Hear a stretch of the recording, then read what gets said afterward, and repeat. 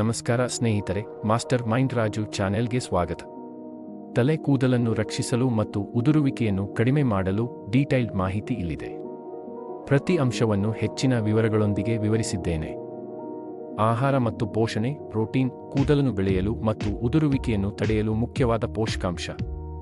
ಮೊಟ್ಟೆ, ಮೊಸರು, ಕಡಲೆಹಿಟ್ಟು ಹಾಗೂ ಬೀನ್ಸ್ಗಳಲ್ಲಿ ಉತ್ತಮ ಪ್ರಮಾಣದ ಪ್ರೋಟೀನ್ ಇದೆ. ಒಮೆಗಾ ವ್ಯವಕಲನ 3 acids, fatty fish, salmon, tuna, ಕಡಲೆಹಣ್ಣು ಮತ್ತು ಅಲ್ಸಿ ಬೀಜಗಳಲ್ಲಿ ದೊರೆಯುವ ಒಮೆಗಾ ವ್ಯವಕಲನ 3 ತ್ವಚೆಯ ತೇವವನ್ನು ಉಳಿಸಲು ಸಹಾಯ ಮಾಡುತ್ತದೆ. ಹಣ್ಣು ಮತ್ತು ತರಕಾರಿಗಳು ವಿಟಮಿನ್ ಎ ಮತ್ತು ಸಮೃದ್ಧವಾಗಿದೆ. ಇದು ಕೂದಲ ಶಕ್ತಿಯನ್ನು ಹೆಚ್ಚಿಸುತ್ತದೆ.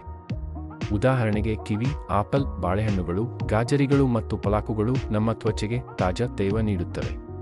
ವಿಟಮಿನ್ ಡಿಯ ಕೊರತೆಯಿಂದಾಗಿ ತ್ವಚೆಯ ಆರೋಗ್ಯ ಮತ್ತು ಕೂದಲು ಬೆಳವಣಿಗೆ ಮೇಲೆ ಪರಿಣಾಮ ಬೀಳಬಹುದು. ಪ್ರತಿದಿನ ಬೆಳಗಿನ ಹೊತ್ತಿನಲ್ಲಿ 10 ರಿಂದ 15 ನಿಮಿಷ ಸೂರ್ಯನ ಬೆಳಕಿನಲ್ಲಿ ಕಳೆಯುವುದು ಉತ್ತಮ. ವಿಟಮಿನ್ ಉಪ್ಪು ಮೀನು, ಮೊಟ್ಟೆ ಮತ್ತು ಪನೀರ್ನಲ್ಲಿಯೂ ದೊರೆಯುತ್ತದೆ. ಈ ಪೋಷಕಾಂಶವು ಕೂದಲದ ಬೇಸತ್ತುತೆಯಂತಹ ಸಮಸ್ಯೆಯನ್ನು ನಿವಾರಿಸಲು ಸಹಾಯಕವಾಗಿದೆ. ತಲೆಗೆ ಎಣ್ಣೆ ಹಚ್ಚುವುದರಿಂದ ತ್ವಚೆಗೆ ತೇವ ಸೇರುತ್ತದೆ ಮತ್ತು ರಕ್ತ ಪ್ರಸರಣ ಹೆಚ್ಚುತ್ತದೆ. ಬಾದಾಮಿ ಎಣ್ಣೆ, ಆಮ್ಲ ಎಣ್ಣೆ ಮತ್ತು ಕೊಬ್ಬರಿ ಎಣ್ಣೆ ಹಚ್ಚುವುದು ಉತ್ತಮ.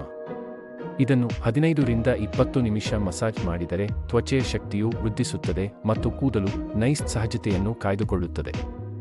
ಇಂತಹ ಮಸಾಜ್ನಿಂದ ಕೂದಲು ಶಕ್ತಿಯುತವಾಗಿ ಬೆಳೆಯಲು ಸಹಾಯವಾಗುತ್ತದೆ. ಒತ್ತಡ ಮತ್ತು ಧ್ಯಾನ. ಜೀವನದಲ್ಲಿ ಹೆಚ್ಚು ಒತ್ತಡ ಇರಲು ಕೇವಲ ಕೂದಲಿಗೆ ಮಾತ್ರವಲ್ಲ, ದೇಹದ ಆರೋಗ್ಯಕ್ಕೂ ಹಾನಿ ಉಂಟುಮಾಡುತ್ತದೆ. ದಿನನಿತ್ಯ 10 ರಿಂದ 15 ನಿಮಿಷ ಧ್ಯಾನ ಮಾಡಿದರೆ ತಲೆ ಕೂದಲು ಬೆಳವಣಿಗೆಗೂ ಸಹಾಯವಾಗುತ್ತದೆ ಮತ್ತು ದೇಹ ಶಾಂತವಾಗುತ್ತದೆ. ಧ್ಯಾನದಿಂದಲೂ ಒತ್ತಡವು ಕಡಿಮೆಯಾಗಿ ಕೂದಲದ ಉದುರುವುದು ಕಡಿಮೆಯಾಗುತ್ತದೆ. ಯೋಗವು ನೈಸರ್ಗಿಕವಾಗಿಯೇ ರಕ್ತ ಪ್ರಸರಣವನ್ನು ಸುಧಾರಿಸುತ್ತವೆ. ಉದಾಹರಣೆಗೆ ಶಿರಸಾಸನ ಅಂದರೆ ತಲೆ ಮೇಲೆ ನಿಲ್ಲುವುದು, ಸರ್ವಾಂಗಾಸನ ಮತ್ತು ಪ್ರಾಣಾಯಾಮ ಹಾನಿಯುಟ್ಟ ಕೂದಲು ಉದುರಿಸುವ ಸಮಸ್ಯೆಯನ್ನು ಕಡಿಮೆ ಮಾಡುತ್ತವೆ. ಈ ಯೋಗಾಸನಗಳಿಂದ ಮನಸ್ಸಿಗೆ ಶಾಂತಿ ದೊರೆಯುತ್ತದೆ ಮತ್ತು ಒತ್ತಡವನ್ನು ತಡೆಯಲು ಸಹಾಯವಾಗುತ್ತದೆ. ಕೆಮಿಕಲ್ ಬಳಕೆ ತಪ್ಪಿಸುವುದು. ಕೋಶಗಳಲ್ಲಿ ಸೂಕ್ಷ್ಮತೆಯನ್ನು ಕಾಪಾಡಲು ಪ್ರಾಕೃತಿಕ ಶಾಂಪೂ ಮತ್ತು ಮಾಲ್ಮೈಲ್ಡ್ ಉತ್ಪನ್ನಗಳನ್ನು ಮಾತ್ರ ಬಳಕೆ ಮಾಡಬೇಕು. ಅತಿಯಾದ ಕೆಮಿಕಲ್ ಬಳಕೆಯು ತ್ವಚೆಗೆ ಹಾನಿ ಉಂಟು ಮಾಡಬಹುದು. ಇದರಿಂದಾಗಿ ಕೂದಲ ಶಕ್ತಿ ಕಡಿಮೆಯಾಗಬಹುದು. ನಿಯಮಿತವಾಗಿ ಮೃದುವಾದ, ಸುಗಂಧವಿಲ್ಲದ ಶಾಂಪೂ ಬಳಸಿ ತಲೆ ಕೂದಲು ಚೆನ್ನಾಗಿಯೇ ಬೆಳೆಯುವಂತಾಗುತ್ತದೆ. ಇಲ್ಲಿನ ಸಲಹೆಗಳು ಕೂದಲು ಉದುರುವಿಕೆಯ ನಿಯಂತ್ರಣಕ್ಕೆ ಸಹಾಯಕವಾಗಬಹುದು. ಆದರೆ ನಿಮ್ಮ ಕೂದಲು ಉದುರುವಿಕೆ ತೀವ್ರವಾಗಿದ್ದರೆ ತಕ್ಷಣ ವೈದ್ಯರೊಂದಿಗೆ ಸಲಹೆ ಮಾಡಿಕೊಳ್ಳಿ.